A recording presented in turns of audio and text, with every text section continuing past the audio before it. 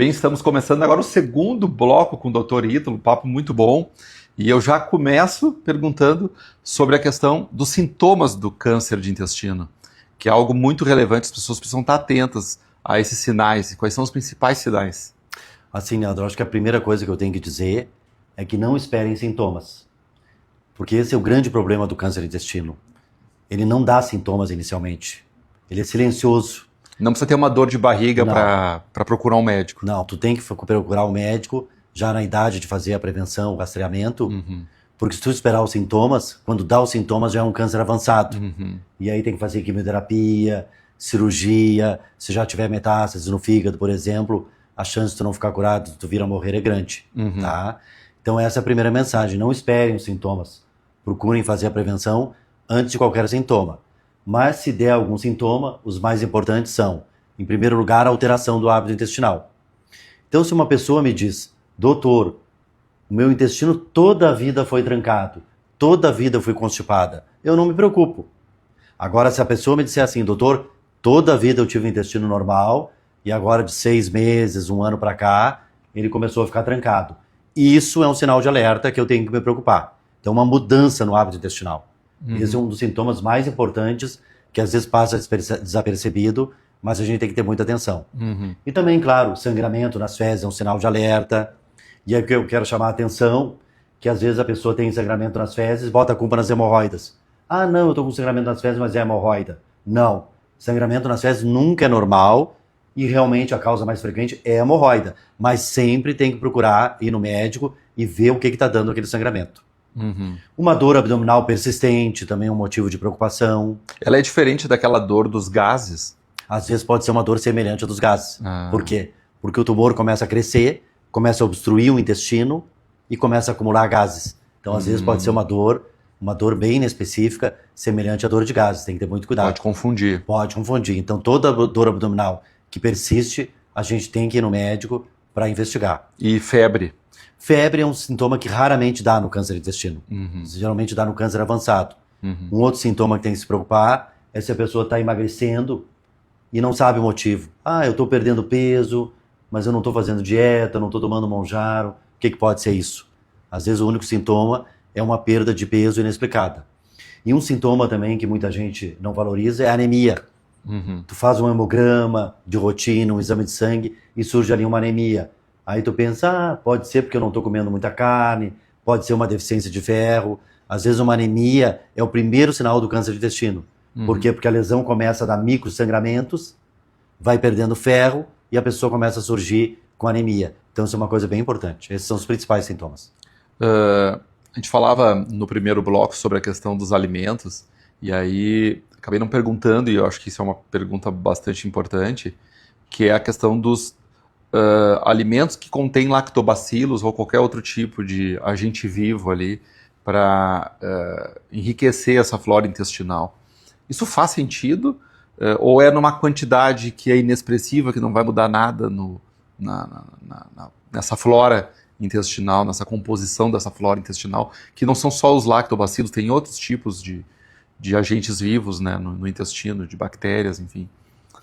Os probióticos, que nós chamamos, é isso. Probióticos são bactérias vivas que, quando ingeridas em quantidades adequadas, nos conferem benefícios. Então, no início desse século, mais ou menos, tem um russo que ele foi numa população rural da Bulgária estudar por que aquela população vivia mais, né, que o restante da Europa. Eles tinham uma longevidade impressionante. E ele queria saber por que aquelas pessoas viviam mais. E aí a conclusão dele foi que no leite, eles tomavam leite fermentado, e naquele leite tinha lactobacilos, que ele deu o nome de lactobacilos búlgares, por causa da Bulgária, e ele viu que aquelas pessoas viviam mais porque tomavam aqueles lactobacilos, que eram probióticos, tá? Então, essa foi a primeira prova que realmente os lactobacilos nos dão saúde intestinal e nos ajudam em várias situações, inclusive a ter uma vida saudável. O uso profilático dos lactobacilos, o consumo profilático dos lactobacilos, faz sentido, então? Faz sentido, porque pensa bem, a nossa microbiota intestinal ela é muito sensível. E o estilo de vida moderno, o estresse, uso de álcool, de cigarro, o consumo uso de do antibióticos. Álcool, isso é um ponto importante, porque nós temos muitos tomadores de vinho na nossa audiência. consumo do álcool, ele compromete até que ponto o intestino, sobretudo na microbiota dele? O álcool, quando chega lá, ele mata essas bactérias? Sim, o álcool, em primeiro lugar, ele é um fator de risco para câncer de intestino. Tá? E ele também é prejudicial para a nossa microbiota. Mas eu não estou dizendo aqui que a gente não pode tomar aquele vinho, que a gente vai tomar junto com os amigos, aquilo vai fazer a gente se sentir bem. Isso também é bom para a nossa saúde, tá? Mas o álcool em excesso, realmente ele é prejudicial. Ele é tanto um fator de risco para o câncer de intestino, como ele prejudica a nossa microbiota, tá?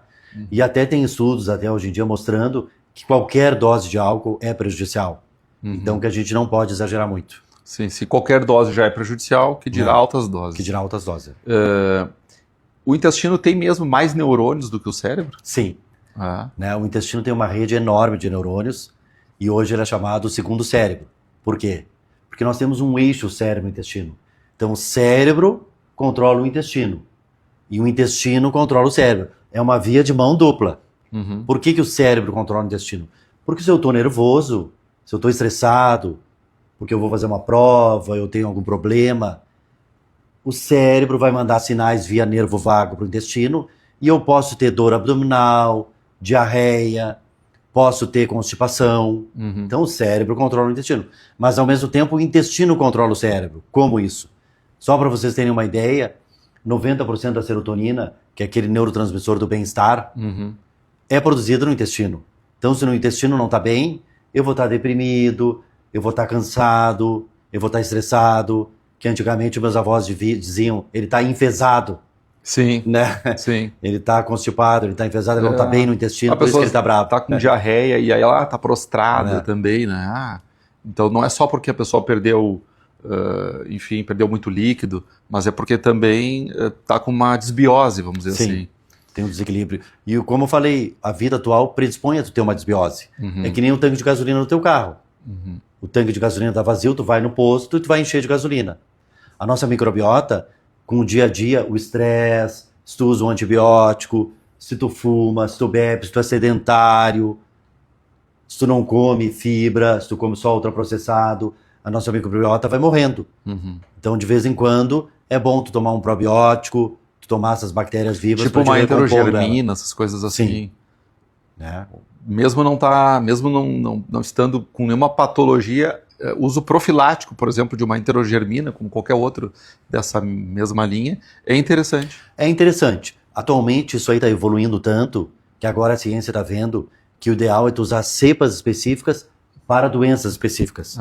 Então tu tem que avaliar primeiro o perfil do paciente para prescrever o probiótico correto. Então, se é uma pessoa que me diz, eu tenho o intestino muito constipado... E aqui uma pergunta, desculpa a interrupção, mas o que é uma constipação na literatura médica? Porque hoje as pessoas são muito ansiosas, então, se não for pelo menos uma vez por dia, daqui a pouco a pessoa já está ansiosa e já está tomando um laxante.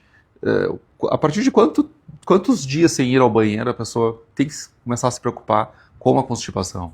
A constipação, na medicina, é definida como menos de 3 evacuações por semana, ou se tu vai no banheiro, tu tem que fazer muita dificuldade para ir aos pés, tu tem dor, tu tem que fazer manobra digital para tirar as fezes, tu tem aquele que a gente chama de tenesmo, aquela sensação de evacuação incompleta, que tu foi no banheiro e não saiu tudo, também a gente chama constipação. Mesmo que esteja indo... Mesmo que esteja indo todo dia, mas se é um parto para te evacuar, também é chamado constipação.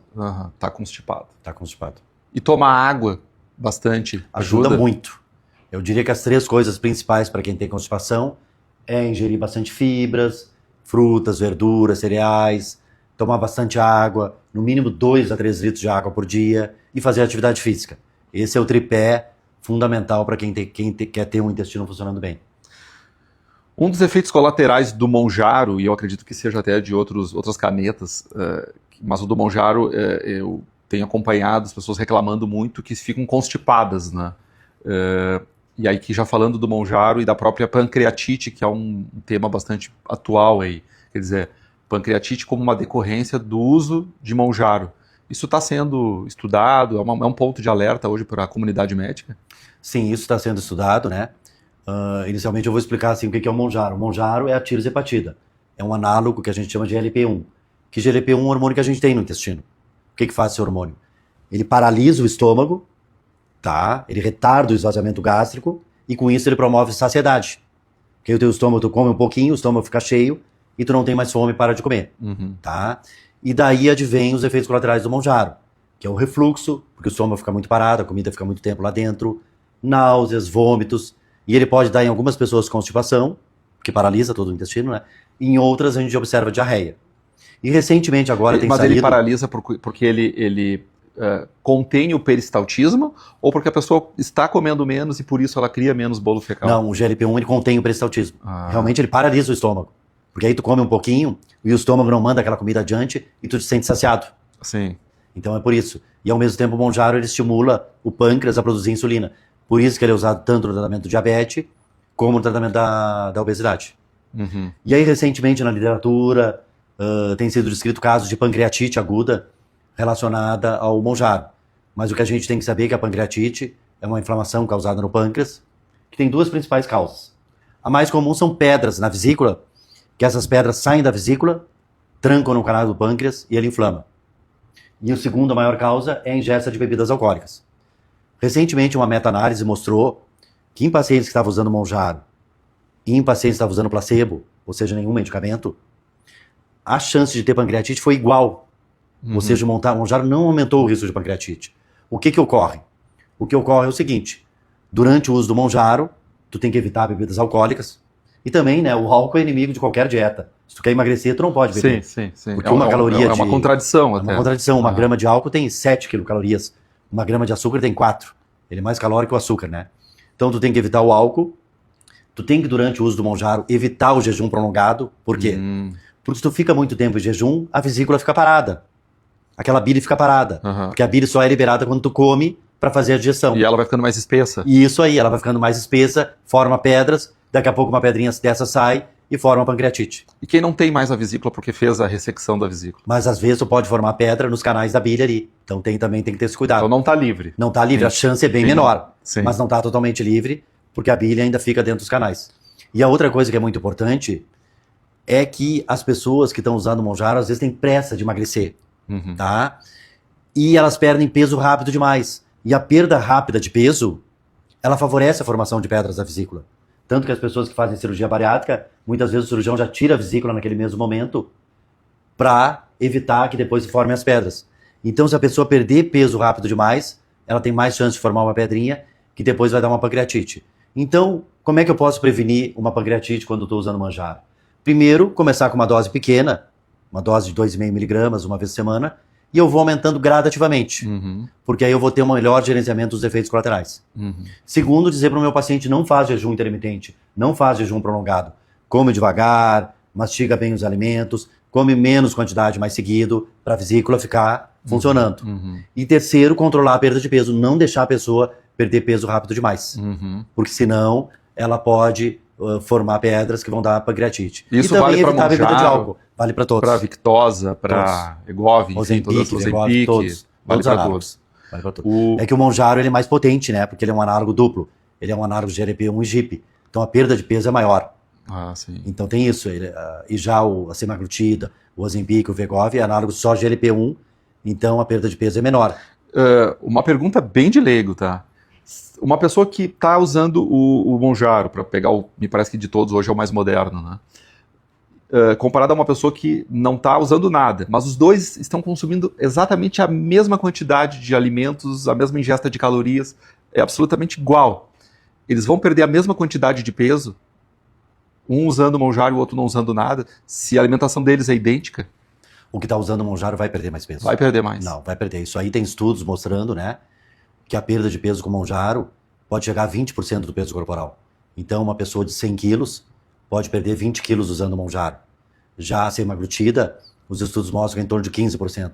E essa nova que vai vir agora, que é a retratutida, que é essa análogo triplo, é GLP-1, GIP e glucagon. Essa perda de peso pode chegar a 25%, que é quase uma cirurgia bariátrica. Então, essa medicação, ela é sensacional, né? Então, é praticamente a perda de peso do tem no sleeve, uma cirurgia bariátrica. A gente hoje, quando está com uma situação de mal-estar estomacal, enfim, hoje as pessoas estão usando muito esses inibidores de bomba de prótons. Eu tive uma azia, eu comi uma empada e tal, vai lá, tomo um antiácido, no dia seguinte já tomo um omeprazol ou alguma coisa dessa mesma família, como é que tá? E até se fala muito que a pessoa pode perder, pode ficar com carência de algumas vitaminas porque eles inibem a absorção. Me fala um pouquinho sobre essa família aí dos inibidores de bomba de prótons, como é que a comunidade médica enxerga isso, e sobretudo aqueles casos onde a pessoa usa de maneira contínua, não usa por um período. Ele pode fazer mal mesmo? Certo. Assim como o Monjaro foi uma grande revolução na medicina, o Monjaro, o Wegovy, os inibidores de bomba de prótons, quando surgiram também, foi uma grande revolução da medicina. E esses medicamentos, hoje eles são considerados medicamentos seguros no uso a longo prazo, mas realmente eles têm efeitos colaterais. Porque o ácido clorídrico, ele está no nosso estômago porque ele tem uma função. Mas o ácido clorídrico, quando usa o inibidor de bomba de prótons, ele é inibido, tá? Então, ele vai prejudicar a absorção de muitos nutrientes, como a vitamina B12, o ferro, o cálcio, o magnésio, a vitamina D. Então, quem usa esses medicamentos a longo prazo, periodicamente tem que ir no seu médico e dosar essas vitaminas. Porque veja bem, Leandro, a deficiência de B12 pode dar demência. Então não é o omeprazol que causa demência. Sim. Ele pode levar a uma deficiência de B12 e a deficiência de B12 levar a uma demência. Então, isso é uma questão que tem que ser controlada. A outra questão é que quem usa esses medicamentos tem mais chance de ter infecções intestinais e alteração na microbiota. Por quê? Se eu passar o dedo nessa mesa, vai ter bactérias aqui. Se eu engolir essas bactérias, eu não estou usando omeprazol, elas vão morrer no ácido do meu estômago. Agora, se eu estiver usando omeprazol, esse mecanismo está comprometido. Então, vou ter um risco maior de desbiose, desregulação da microbiota. Isso é uma situação que ocorre. E a outra complicação a longo prazo é a formação de pólipos no estômago. Porque pensa bem, as células do estômago, elas querem produzir ácido, mas elas são inibidas pelo medicamento. Elas não conseguem produzir. Então, elas hiperplasiam, formam pequenos pólipos, que a gente chama de pólipos de glândulas fúngicas, mas você sabe que esses pólipos não aumentam o risco de câncer. E aí, na endoscopia, normalmente a gente tira esses pólipos, né? Então, são medicamentos seguros. Mas o que a medicina sugere atualmente? Que evite o uso crônico desses remédios. Use sob orientação médica, use por um tempo determinado. Isso tem uma condição crônica, usa sob demanda. Então, eu tenho pacientes que têm refluxo, por exemplo, e eles tomam omeprazol uma vez por semana e me dizem, doutor, eu tomo uma vez por semana, eu passo a semana tudo bem. Outros, eu tomo quando eu vou numa festa, eu sei que eu vou tomar vinho, e aí eu fico bem. Outros tomam segunda, quarta, sexta, outros dia sim, dia não. Mas realmente tem aqueles que tem que tomar todo dia para ficar bem. Então a tendência atual é essa, é tomar sob demanda, de acordo com a necessidade do paciente. E aí, para encerrar, temos como indicar 3, eu sei que teria um universo muito maior, mas 3 alimentos que sejam os heróis do intestino, assim, que toda pessoa não deve deixar de ingerir, esses 3 alimentos. Certo, um alimento que eu elejo em primeiro lugar é o mamão. Mamão. Tá? Porque o mamão, além de ter fibras, tá? Ele tem substâncias antiácidas, tá? E isso ajuda também em quem tem gastrite, em quem tem refluxo. Então, o mamão é um excelente alimento. Em segundo lugar, aí para o intestino, eu colocaria o kiwi, ou kiwi, né? Umas pessoas dizem kiwi, outras kiwi, mas esse tem evidência científica. Tem um estudo que foi publicado numa revista muito importante da gastroenterologia, que é a American Journal of Gastroenterology, que eles pegaram pessoas com constipação, e para um grupo eles deram 2 kiwis por dia, e para outro grupo, não. As pessoas que comeram 2 kiwis por dia, a maioria delas regularizou bem o intestino, e isso foi estatisticamente significativo. Então, o kiwi, para constipação, é um excelente alimento. Tá? E em terceiro lugar, eu citaria as fibras em geral. Tá? A salada, né, que a gente chama alface, couve-flor, brócolis, as fibras em geral, que vão ajudar o nosso intestino a funcionar bem, e são o principal alimento da nossa microbiota, para a gente ter uma microbiota intestinal saudável. Quem quiser consultar com o Dr. Ítalo, como é que acha o Dr. Ítalo? Bom, eu sou médico em Porto Alegre, atendo no meu consultório e também faço parte do corpo clínico do Hospital Mãe de Deus e do Hospital Moinhos de Vento, onde eu faço as endoscopias e colonoscopias. Então, quem quiser consultar comigo, né, pode me chamar no WhatsApp da minha secretária, do meu consultório e marcar a consulta. Vamos colocar aqui na legenda desse vídeo.